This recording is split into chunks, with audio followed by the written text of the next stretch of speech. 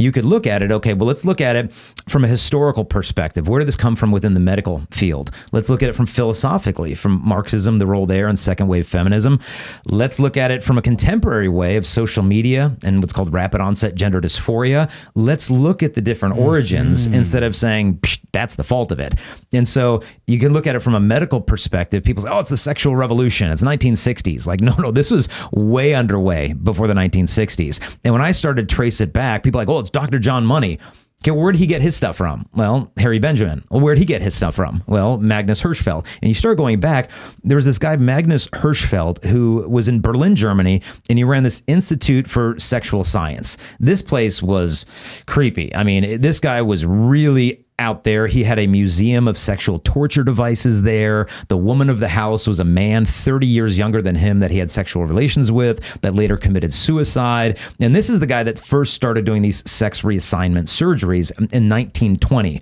Wow. He started with castration of a male. Oh my. I think by 22, he gave a double mastectomy to a woman. By 1930, he tried to give a man a false vagina. And so what ended up happening to that man is he died 14 months later after an abyss of suffering. And while all this stuff was going on, there was an American by the name of Dr. Harry Benjamin, and he heard about this Magnus Hirschfeld fellow, and he said, I want you to come out to do a speaking tour in the United States. And so while that patient was dying of this gender reassignment surgery, this guy, Magnus Hirschfeld, was welcomed into America as like the Einstein of sex, and he started this lecture tour. Now, Harry Benjamin became interested in this whole subject by a guy named Alfred Kinsey, who introduced him to a man who identified as transsexual.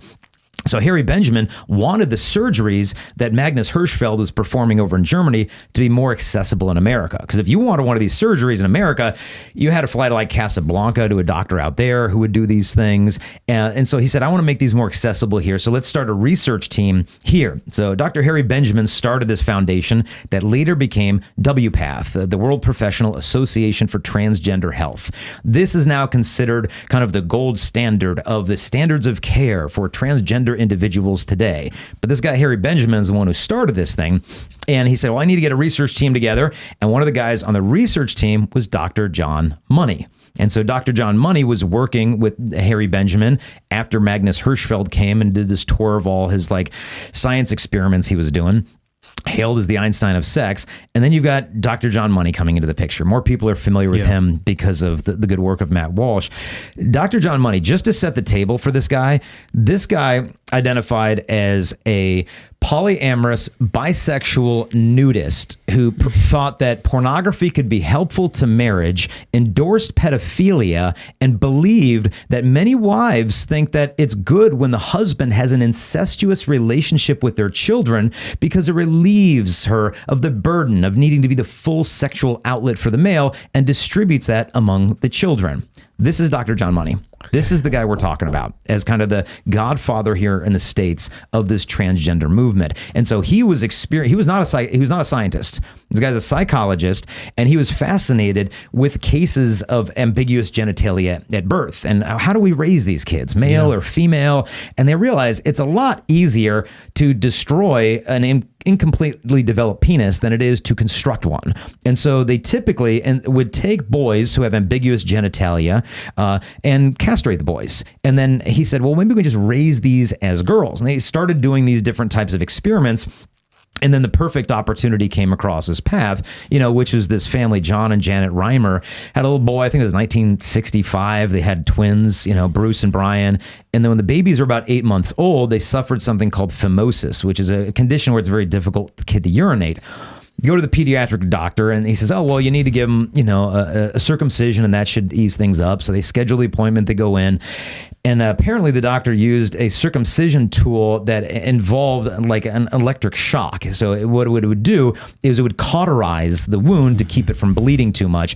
And apparently there's some big mishap that happened during the cauterization surgery of Bruce's circumcision, and the penis was destroyed. And the parents obviously traumatized. They canceled Brian's surgery, and then his phimosis just resolved on its own. So the whole thing was unnecessary to begin with. And they go home just traumatized with a little 8-month-old boy with a destroyed penis.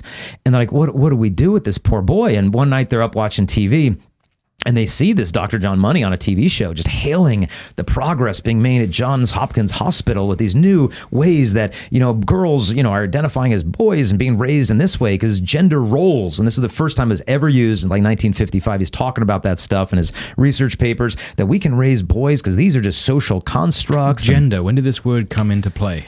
Well, the first time we find it in the English language is in the 1400s, exclusively with grammar, that known as masculine, feminine, or neuter. And the 15th century, it started to be used as synonymous with sex, but predominantly it was always in terms of grammar. And so that's the way it always was. In fact, there's no record of it in the medical literature before 1955, when Dr. John Money introduced the term gender roles. And so that's the first place it shows up anywhere on the radar. Today, it's a really problematic word, in my opinion, because it's so extraordinarily vague. I mean, we've got gender reveal parties. Okay, what are we revealing? Biological sex.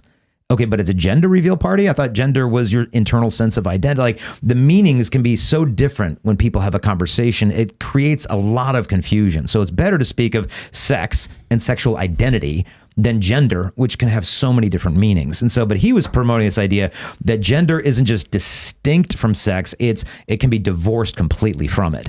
And so he thought, this is the perfect match control. I've got a twin set. When this one, we can just castrate the kid. And he talked the parents into that just before Bruce turned 2 years old, was castrated. And he said, look, he's going to be raised a perfectly healthy woman. She won't be able to have kids. She won't be able to have kids, but we're going to put him in dresses and change the name to Brenda, and he will be attracted to males and live a happy married life, and you'll just see, it'll go great. It did not go great. I mean, they gave this little girl, boy, a jump rope, and he said, the only thing I need that for is to tie people up and whip them with it.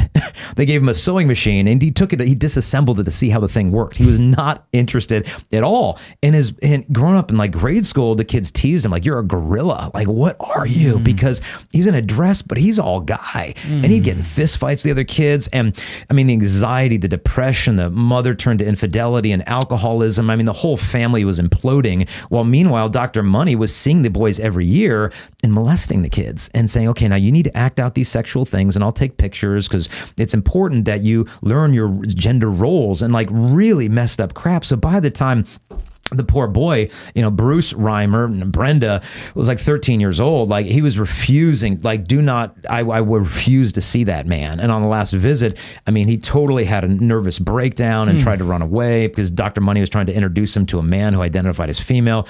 And then eventually the dad broke down and told him the truth for the first time.